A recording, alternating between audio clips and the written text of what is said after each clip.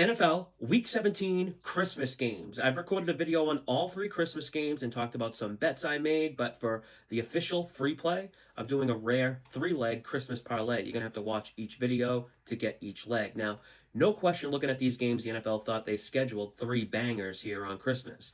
Three divisional games, but of the six teams playing, only one of them is playoff bound.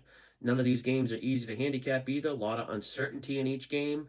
I'm recording this on Tuesday, and as of now, looks like we could see three different third string starting quarterbacks on Christmas. And not only that, we're dealing with a short week, which means less time to prepare, but more importantly, less time to rest and recover. These non-playoff teams have no reason to push players to play that are banged up. Players that are listed questionable that might normally suit up and play are now more likely to be ruled inactive on a short week in a game that means very little.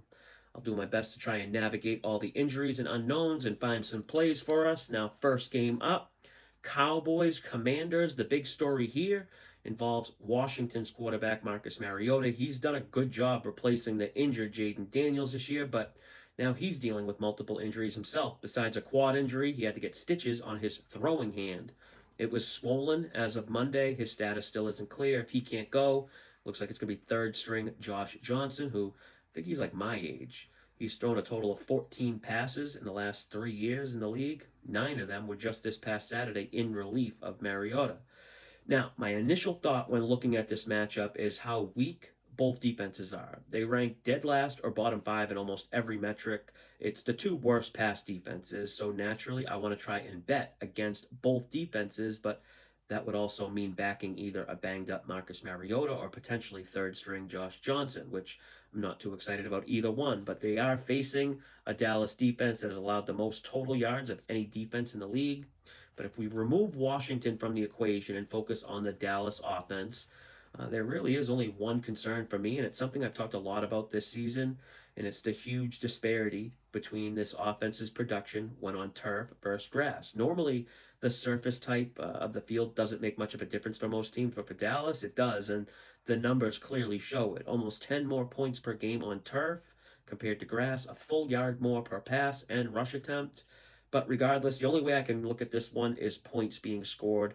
11 of the Cowboys' 15 games have gone over the total. They're just a dead nuts over team. Elite offense, terrible defense. But I want to isolate this play one step further and look just at the first half, where the Cowboys are by far the most profitable first half over team. 14 of their 15 games have gone over in the first half. So for the first leg of this three-team parlay, I got over Cowboys Vikings first half 23.5. Got to lay some juice there to avoid that key number of 24.5. I also don't mind Cowboys team total overs either. I also bet first half as the high scoring half.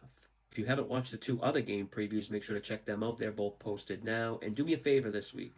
For those of you that will be gathering with family and friends, don't take it for granted. Be present, be involved. There's always more games we can sweat out.